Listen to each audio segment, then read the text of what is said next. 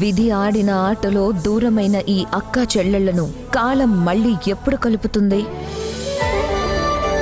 జానకి పరిణయం మీ ఈటీవీలో.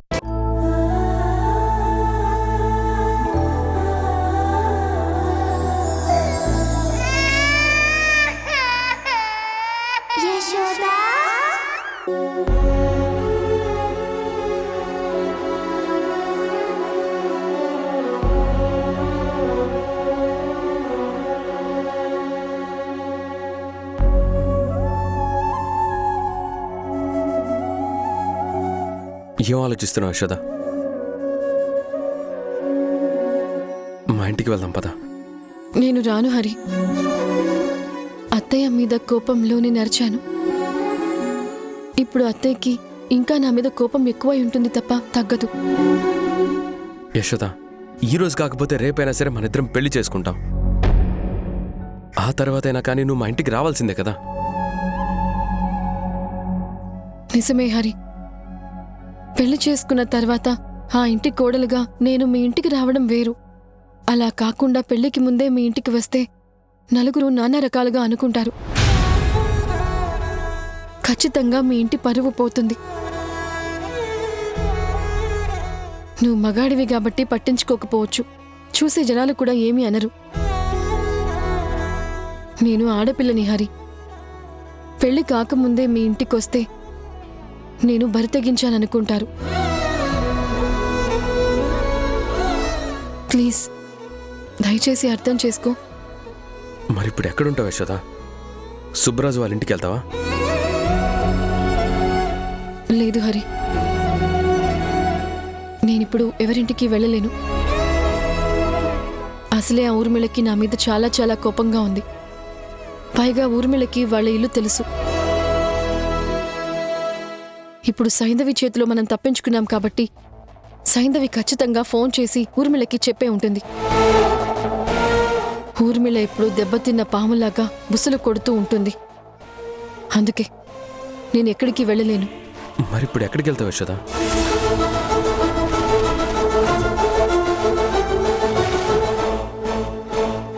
ఆ ఊర్మిళ ఇంటికే వెళ్తాను హరి.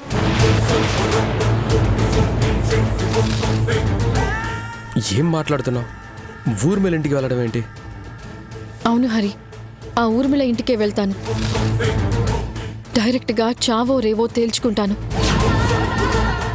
ఇన్ని రోజులు నేను భయపడేది ఒకే ఒక్కళ్ళకి, అది కూడా దాక్షాయిని అత్తయ్యకి. ఇక నాకు ఎవరన్నా భయం లేదు. దాక్షాయిని అత్తయ్యకి కూడా నేను ఎందుకు భయపడతానంటే అత్తయ్యకి నీకు మధ్య ఉన్న రిలేషన్ ఎక్కడ దెబ్బతింటుందోనని. నా వల్ల అత్తయ్య మనసు గాయపడకూడదని కేవలం ఈ కారణం వల్లే నేను అత్తయ్య విషయంలో భయపడతాను. నువ్వు ఊర్మిళ ఇంటికి వెళ్తే ఊర్మిళ నిన్ను బ్రతకనిస్తుంది అనుకుంటున్నావా? ఏదైతే అదైంది హరి. నేను నా బిడ్డకి దగ్గరగా ఉంటాను, అది చాలు. నువ్వు నీ బిడ్డకి దగ్గరగా ఉంటాను అనుకుంటున్నావు, కానీ నువ్వు ప్రాణాలతో ఉండాలని నేను అంటున్నాను. యశోద, ఊర్మిళ గురించి నీకు తెలుసు కదా. హరి, ఇక్కడ ఒక చిన్న లాజిక్ నువ్వు మిస్ అవుతున్నావు. నీరజ ఈ పాటికే ఇంటికి తిరిగి వచ్చేసి ఉంటుంది. ఆ ఊర్మిళ చేసే నీచపు పనులు ఏవి కూడా నీరజకి తెలియవు. తను చేసే అక్రమాల గురించి నేను ఎక్కడ చెప్తానోనని ఖచ్చితంగా నన్ను ఆ ఊర్మిళ భరిస్తుంది. ఎంతసేపు భరిస్తుంది? ఎన్ని రోజులని భరిస్తుంది యశోద? గంట భరిస్తుంది, 2 గంటలు భరిస్తుంది. నీరజ వాళ్ళు అక్కడి నుంచి ఒక్క క్షణం బయటికి వెళ్తే మరుక్షణమే నేను చంపేస్తుంది. ఒక్కసారి క్లారిటీగా నిదానంగా 1కి 10 సార్లు ఆలోచించే యశోద, నువ్వు ఏ నిర్ణయం తీసుకోవాలన్నా కానీ.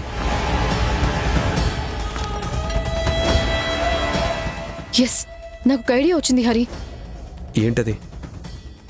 నేను ఊర్మిళ హాస్పిటల్కి వెళ్తాను. ఏదో ఒక హాస్పిటల్లో నాకు హెల్త్ బాలేదని జాయిన్ అవుతాను. మెల్లగా ఆ ఊర్మిళ గుట్టంతా బయటికి లాగుతాను. ఇన్ని రోజులు మనం సంపాదించిన ప్రూఫ్స్ ఆ ఊర్మిళకి జస్ట్ శిక్ష పడేలా చేశాయి, కానీ శిక్ష అనుభవించేలాగా చేయలేదు. ఇప్పుడు ఆ ఊర్మిళకి శిక్ష పడేలాగా ప్రూఫ్ సాధించాలి. నువ్వు చేసేది పెద్ద రిస్క్ అవుతుంది యశోద. వద్దు ప్లీజ్, నీకేమైనా నేను తట్టుకోలేను. హరి, ఒక విషయం గుర్తుపెట్టుకో. నీ ప్రేమలో నిజాయితీ ఉన్నా, నా ప్రేమలో నిజాయితీ ఉన్నా మనిద్దరి పెళ్లి జరుగుతుంది. లేకపోతే నా డెత్ యానివర్సరీ మాత్రమే జరుగుతుంది.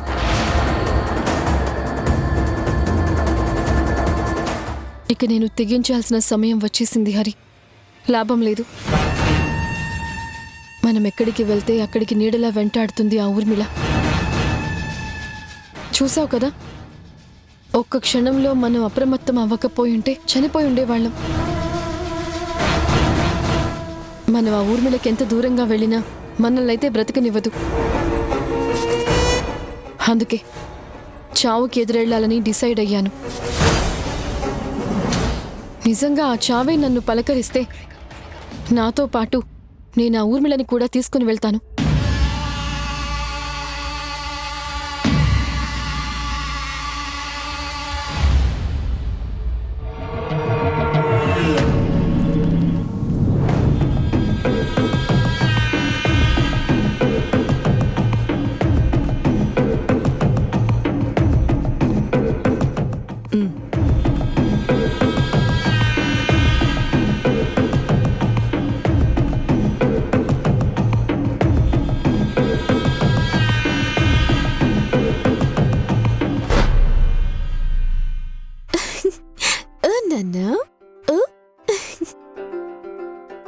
ఎవరండి మీరు? ఎవరు కావాలి? ఊర్మిళ మేడం కావాలి. మమ్మీ పైనుంది, పిలుచుకుని వస్తానుండండి. మేడం గారు నన్ను చూశారు, తనే నన్ను లోపలికి రమ్మన్నారు. అవునా? మీ పేరేంటండి? మీరు కూడా డాక్టరా? మమ్మీ వాళ్ళ హాస్పిటల్లోనే పనిచేస్తుంటారా? నేను సుబ్బరాజు ఉన్నాడు కదండి, సుబ్బరాజు వాళ్ళ చెల్లెల్ని, డాక్టర్ని కాదు. ఓహో, అవునా? మీ పాప అండి? అవునండి. ఒకసారి ఇస్తారా?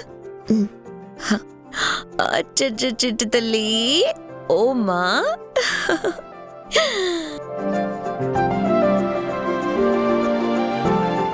నువ్వేనా యశోద కూతురువి? నీకోసమేనా ఇన్ని యుద్ధాలు? మీ అమ్మ పోలి ఖర్చం ప్రింట్ కుదిరినట్టు దిగిపోయావు కదే. నువ్వు మీ అమ్మకి దక్కి మీ అమ్మ మా అన్నయ్యని పెళ్లి చేసుకుంటే కథ సుఖాంతం అయిపోతుంది.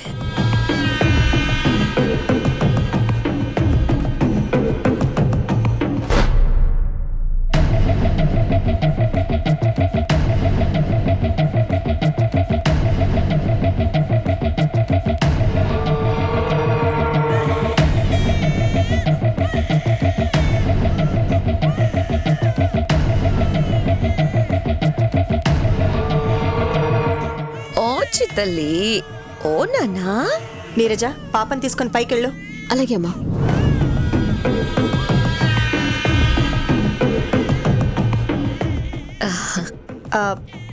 కూర్చో దేవకి.